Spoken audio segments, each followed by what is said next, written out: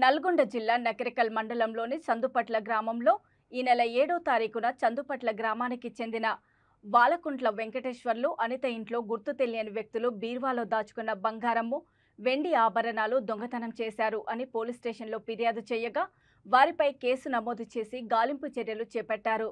దొంగతనం జరిగిన 48 గంటల్లో ముగ్గురు దొంగల్ని పట్టుకున్నారు పోలీసులు. ఈ ముగ్గురు వేర్వేరు ప్రాంతాలకు సంబంధించిన వారిగా గుర్తించారు పోలీసులు.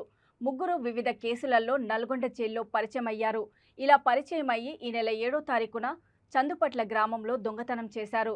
వీరి నుండి Honda Activa bike, cell phone, gold మరియు సిల్వర్ను, ఒక రాడ్డును పోలీసులు స్వాధీనం చేసుకున్నారు. వీళ్ళు దొంగతనం చేసిన బంగారం, వెండి వస్తువులను సూర్యాపేటలో అమ్మడానికి వెళ్తున్నట్లు సమాచారం రావడంతో వారిని చందంపల్లి స్టేజి వద్ద పట్టుకున్నారు.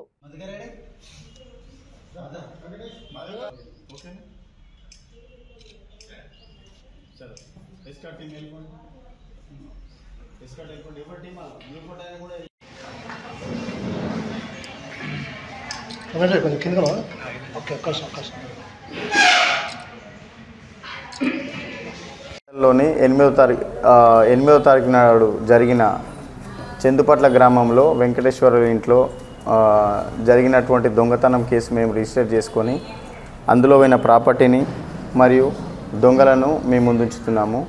ఈ యొక్క ప్రాసెస్ ఏంటంటే, ఇందులో ఈ దొంగతనంలో ఒక ముగ్గురు నేరస్తులు ఉన్నారు. ఫస్ట్ వన్ పేరు రామకృష్ణ, సెకండ్ విజయ్ కుమార్, తర్వాత రాంబాబు. ఈ ముగ్గురు కలిసి ఈ దొంగతనం చేసినట్టు మా ఇన్వెస్టిగేషన్లో తేలింది.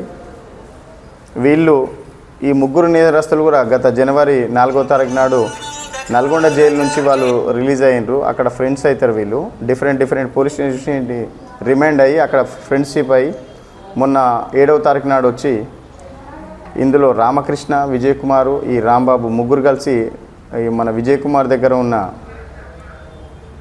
స్కూటీ పైన వచ్చి మధ్యాహ్నం టైంలో 7వ తారీఖు నాడు 12 నుంచి 1 గంట 1:30 ప్రాంతంలో వాళ్ళ ఇంట్లోకి చొరబడి దొంగతనం చేసినట్టు మా ఇన్వెస్టిగేషన్లో తెలిసింది.